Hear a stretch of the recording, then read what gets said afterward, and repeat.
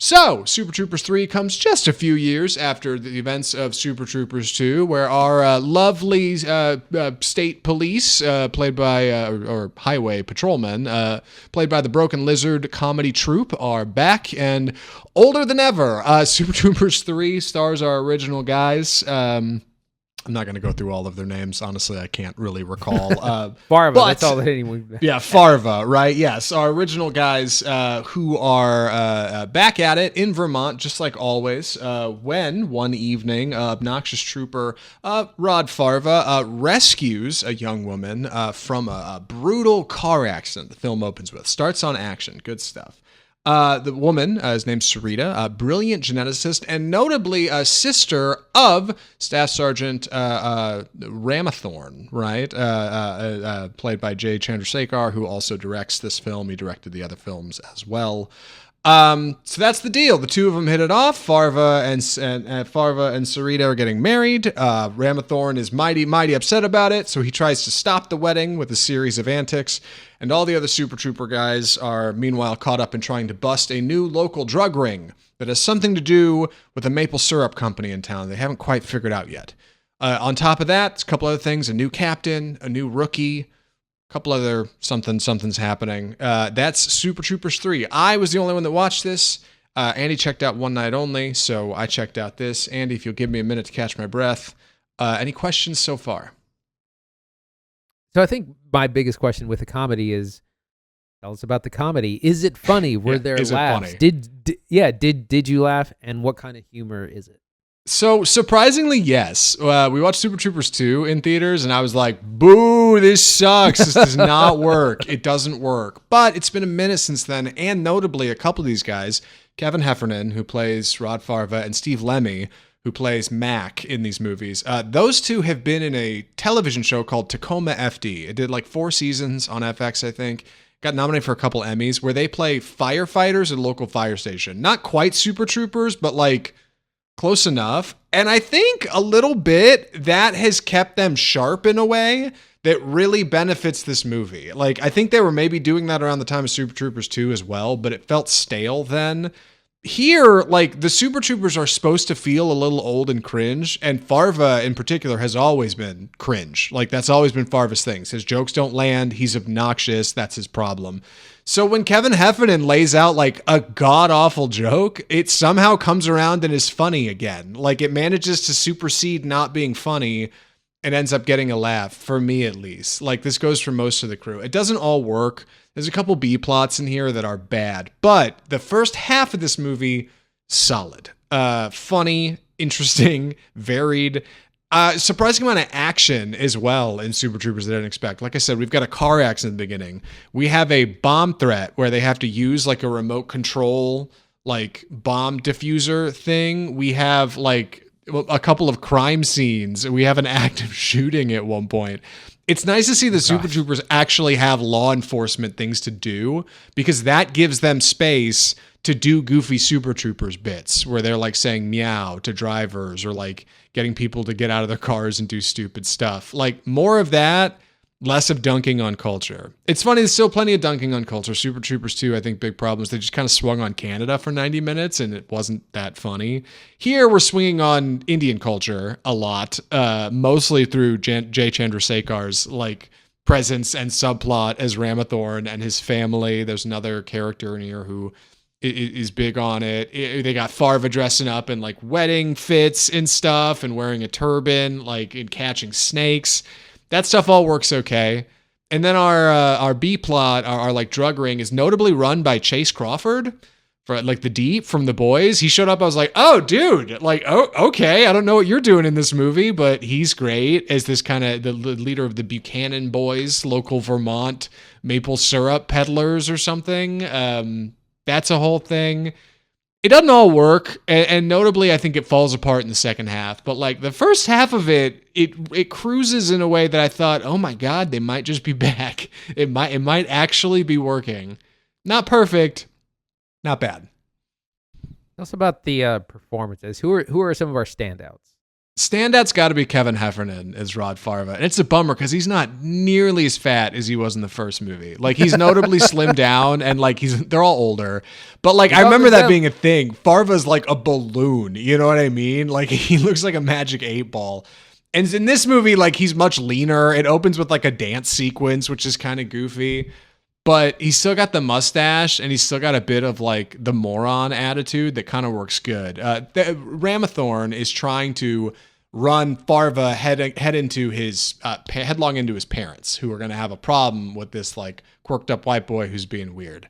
But then Farva comes out, and he's like the perfect guy, and he always says the right thing, and no matter what, like, it always works out. And you just have this idiot failing forward that I can really appreciate, while also like managing to be a jerk to Thorny on the side, which to me is pretty funny.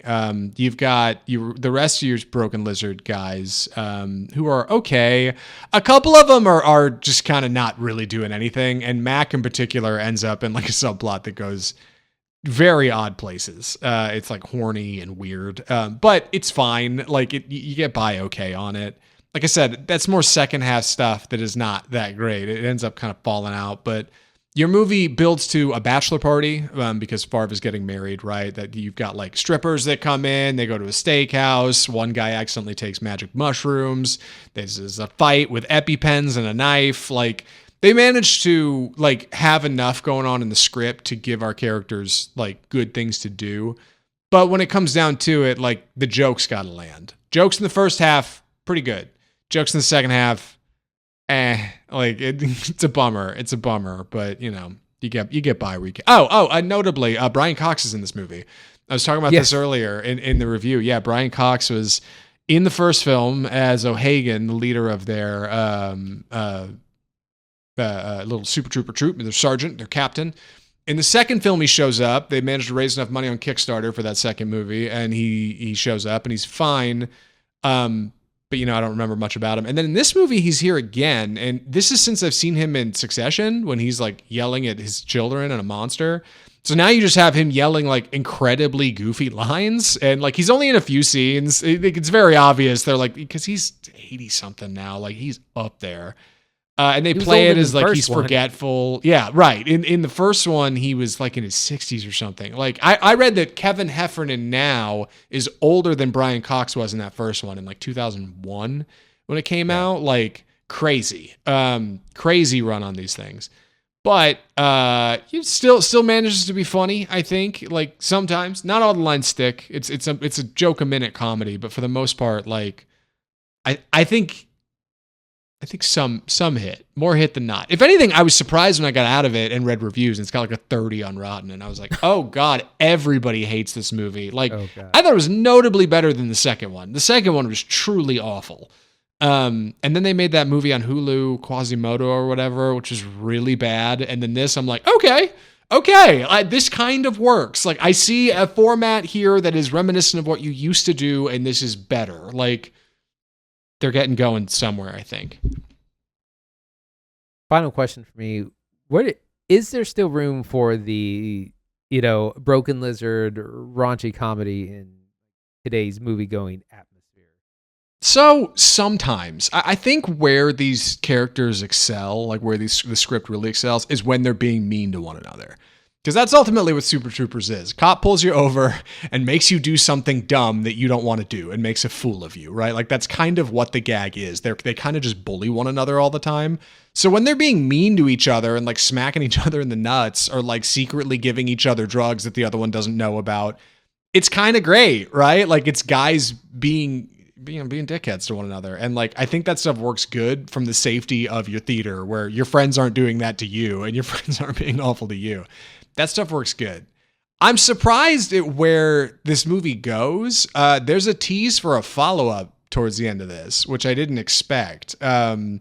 Even with like Super Troopers will return in a right, which is like, they kind of do that. Like, I know that Beer Fest movie infamously ended with like Next Up Pot Fest, which they've since talked about in interviews, and they said Warner Brothers owns those characters, so that's probably never happening, but maybe.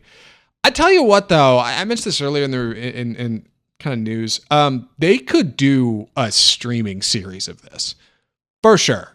You could do 8 episodes of Super Troopers on Hulu and it would work. The guys are all pretty spry. We got 3 films out of them now. There's a tease for a 4th project. Like they did Brooklyn Nine-Nine, right? Like there've been plenty of goofy cop shows out there. Like that show was wildly successful.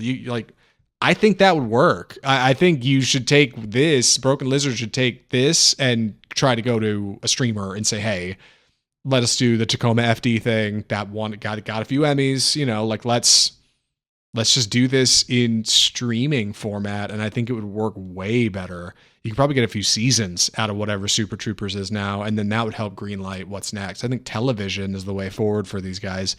The movies are fine, but Super Troopers 1 was always like a DVD movie. It was nobody saw that movie in theaters. Like it was always like a movie you saw on DVD viral with DVDs, your friends. Yeah. So I think, I don't know, trying to put these in theaters, the box office shows it's really not working that good with only a $4 million opening weekend. I think it opens it to criticism in a way that it almost doesn't need. You guys could just keep this smaller and it would work just fine. Hit us with the recommendation. I think I might recommend Super Troopers 3 to fans that know. Would I recommend Super Troopers 3? I think I might. Recommend Super Troopers 3 to fans of the original. I think it's better than the second one. I would put it on par with something like Beer Fest or maybe even the first Super Troopers movie. I've been really surprised at how vitriolic people have been towards it. It's not great for sure. It's got problems for sure, especially in the back half. But there's enough here for a decent number of laughs to me. If you're a dude who's just looking for a goofy something, it'll be on streaming soon because it's bombing at the box office. Check it out. Tell me I'm wrong. I'm really surprised at how much funnier this was than I thought it was going to be. So your mileage may vary, but for me, Super Troopers 3, better than I thought. And that's Super Troopers. One more movie to talk about on the pod. It's a triple feature episode. I love when we do these.